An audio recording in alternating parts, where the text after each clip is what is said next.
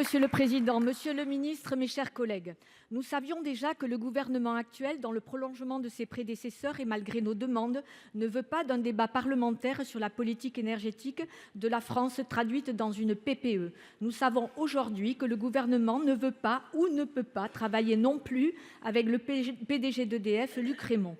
Pourtant, dans un contexte énergétique très problématique dû à l'agression russe de l'Ukraine et aux difficultés du nucléaire historique, le PDG d'EDF a su mobiliser les personnels pour redresser l'entreprise et lancer les projets d'avenir, qu'il s'agisse de la filière émergente du nouveau nucléaire ou du développement des énergies renouvelables non pilotables.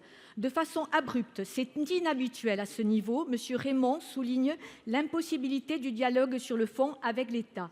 Visiblement, le différend est profond. Il porte sur des questions stratégiques, de niveau d'objectifs, de planification de trajectoire et, plus inquiétant, de divergence sur les moyens financiers nécessaires à l'action. Le PDG évoque aussi les niveaux de prix trop bas des contrats d'approvisionnement en production nucléaire demandés par certaines entreprises à EDF. Monsieur le ministre, pouvez-vous nous donner des explications sur ce différend stratégique profond ? Monsieur le Président, Mesdames et Messieurs les sénateurs, Madame la sénatrice Viviane Artigalas, plusieurs points. D'abord, la PPE. La PPE fait l'objet d'un très grand nombre de consultations depuis plusieurs années, conformément à la loi qui a été votée par le Parlement et que nous appliquons et que nous appliquerons. Cette programmation, vous le savez déjà, prévoit que dans notre objectif central, qui est dans une économie décarbonée en 2050, nous développions à la fois le nucléaire et les énergies renouvelables. Dans ce cadre, pour EDF, la prochaine séquence va s'appuyer d'abord sur la construction des 6 EPR qui ont été décidés par le président de la République et par le gouvernement et par la mise en place d'une nouvelle politique commerciale avec à la fois les Françaises et les Français et aussi en faveur du secteur industriel. Nous considérons que Bernard Fontana, qui a été au cœur de ces développements et au cœur d'ailleurs de ce projet, puisqu'en tant que patron de Framatome, c'est lui qui a construit les chaudières qui vont permettre de faire fonctionner ces centrales, est idéalement placé pour poursuivre ce chantier à la tête d'EDF. Parallèlement, nous avons rendu hommage, j'ai rendu hommage à Luc Rémont pour avoir remis l'ensemble des réacteurs en fonctionnement, d'avoir déployé une stratégie et d'ailleurs d'avoir mis en place le financement des centrales sur lequel nous sommes en réalité tout proches d'un accord. Il n'y a pas de divergence stratégique, il ne peut pas y en avoir entre EDF et l'État qui est aussi son actionnaire à 100%. Nous avons simplement considéré, dans notre responsabilité, qu'après le très bon bilan de Luc Rémont, Bernard Fontana, qui naturellement doit être validé au titre de l'article 13 par la commission spécialisée de votre Assemblée, pourra mener à bien la suite de ces travaux. Je vous remercie. Merci, Monsieur le Ministre, mais votre réponse nous laisse sur notre faim. Cette situation inédite renforce la nécessité et l'intérêt du gouvernement de mettre en débat au Parlement une loi de programmation énergie-climat comme vous l'aviez prévu initialement. Dans ce cadre, nous pourrons revenir sur les points de différend rendus publics par Luc Rémont et débattre de ces deux visions divergentes. Le Parlement ne peut pas être exclu de la définition de notre stratégie énergétique cruciale pour notre pays dans un contexte géopolitique de tensions extrêmes. De plus, la PPE version 3, ainsi discutée, n'en sera que plus robuste. Monsieur le ministre de l'Enseignement supérieur et de la Recherche, à la Sorbonne, les chercheurs vous interpellent. Nous n'avons plus les moyens d'assurer nos missions d'université publique, témoigne-t-il. Cette université s'est vue imposer une réduction drastique de 13 millions d'euros, soit une chute de près de 50% dans ses budgets de fonctionnement et d'investissement. La non-compensation des charges par l'État ces dernières années prend les universités à la gorge, alors que le nombre d'étudiants qu'elles doivent accueillir a explosé. Cet abandon de l'université publique a pour conséquence de favoriser l'essor du secteur privé. Surfant sur l'anxiété générée par Parcoursup et la manne financière débloquée par la réforme de l'apprentissage de 2018, de nombreux acteurs profitent de la faible régulation du secteur pour maximiser leurs profits. C'est le cas de Galileo, dont le système de maximisation des rendements, digne de celui d'Orpea, vient d'être révélé par la journaliste Claire Marchal. Des étudiants traités comme des marchandises qu'on entasse dans des classes surchargées, parfois au mépris des normes de sécurité. Des frais de scolarité exorbitants pour des diplômes en carton, parfois délivrés entièrement en ligne ou par des intervenants sous-payés. Accompagnement inexistant, taux de réinsertion mensonger, modification unilatérale des prix. Ces boîtes à fric explosent l'angoisse des jeunes et de leurs familles face à des choix d'orientation cruciaux pour leur avenir. Vous avez missionné, monsieur le ministre, une inspection sur la transparence du fonctionnement de ces établissements. Ce n'est qu'un évident préalable, mais nous attendons des actions fortes, des contrôles a priori, une meilleure labellisation de ces formations et des sanctions pour mettre fin aux pratiques commerciales abusives de ces boîtes à fric.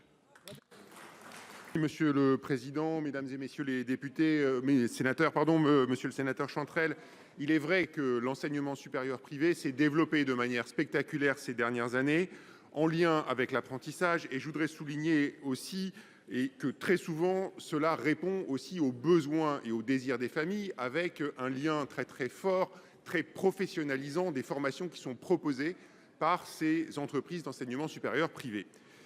La qualité est souvent au rendez-vous, elle ne l'est pas tout le temps. Et il est vrai que dès le premier jour en arrivant au gouvernement, nous avons veillé et nous avons été extraordinairement attentifs à cette question. Avec la ministre d'État Elisabeth Borne, nous avons fait un arrêté de déréférencement pour retirer de Parcoursup un certain nombre de formations qui ne respectaient pas la charte de Parcoursup. D'autre part, comme vous l'avez mentionné, une inspection a été lancée pour s'assurer de la transparence des différentes entreprises qui font de l'enseignement supérieur privé. Et enfin, évidemment, et peut-être le plus important, nous travaillons avec la ministre du Travail sur une amélioration du label Qualiopi qui est essentiel pour pouvoir justement proposer des formations. Dans ce label seront intégrées des questions qui seront liées à la qualité de la formation et permettront de réguler efficacement ce système qui s'est développé. La régulation est absolument essentielle, nous le devons aux jeunes qui aujourd'hui s'engagent dans ces formations. Je voudrais aussi rappeler que le coût des formations, qui est parfois très élevé, n'est en aucun cas un gage de qualité de la formation. Et bien entendu, il faut aussi expliquer aux familles qu'il y a des formations dans le public à côté qui aussi répondent très souvent à leurs besoins. Monsieur le Président, Mesdames, Messieurs, nous sommes face à une submersion massive. Voilà l'une des conclusions de l'excellent rapport de la commission d'enquête sur le piège du narcotrafic de mes collègues Durin et Blanc. Des mesures massives sont certes annoncées pour traquer plus efficacement ceux qui profitent outrageusement de ce commerce lucratif. Mardi 18 mars dernier, dans le cadre de son voyage en Martinique, le ministre des Outre-mer, Manuel Valls, a rappelé la position extrêmement préoccupante de nos territoires face au narcotrafic, parlant de risques existentiels, de risques d'effondrement de la Martinique face à la violence que porte le narcotrafic. Il a assuré que l'État ne laissera pas tomber la Martinique. Aujourd'hui, Monsieur le ministre, la consommation de drogue fait des dégâts croissants dans notre société, avec son lot de souffrances pour des familles en détresse. J'habite un territoire concerné aussi bien par des saisies records de produits, mais qui voit aussi monter les effets d'une consommation préoccupante. Les professionnels de santé mentale qui écopent à la main les effets dramatiques de cette vague de submersion sont dépassés. Même la Cour des comptes s'est récemment saisie du sujet et a formellement regretté, je cite, « la réponse sanitaire et médico-sociale se révèle insuffisante par manque de volontarisme et par défaut de ciblage des publics jeunes ». Près de la moitié des jeunes de 18-24 ans reconnaissent pourtant avoir consommé du cannabis. Dès lors, que va faire le gouvernement dans les délais les plus brefs pour être réellement et enfin à la hauteur de la situation? Monsieur le Président, Mesdames et Messieurs les sénateurs, Madame la sénatrice Conconne, merci de poser cette question sur la situation dramatique de la drogue en France, en Outre-mer. Effectivement, les chiffres sont effroyables.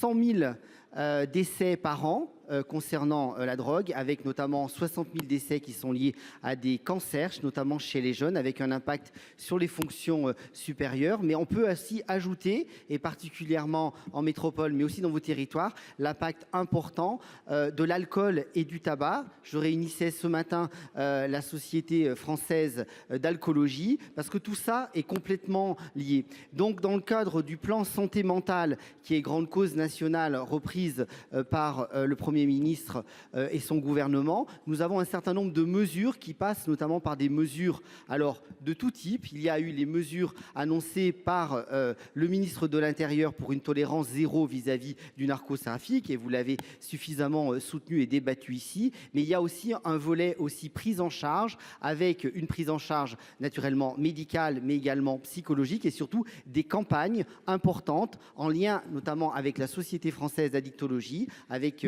Amine Benyamina, que vous connaissez peut-être, éminent spécialiste de la question. Et nous travaillons justement particulièrement sur les jeunes, mais aussi particulièrement sur les femmes enceintes, pour pouvoir, dans les meilleurs délais, faire des campagnes de prévention, car la répression, c'est important, c'est nécessaire envers les narcotrafiquants, et c'est des dispositifs pénaux. Il faut une tolérance zéro, mais n'oublions pas que beaucoup de consommateurs sont des patients, et il y a besoin d'une prise en charge médicale et psychologique aussi. Les deux doivent être combinés, c'est l'action complète du gouvernement que nous portons. Monsieur le ministre, j'entends ces mesures. J'aimerais maintenant qu'elle ait une date de début, parce qu'on en parle depuis très longtemps.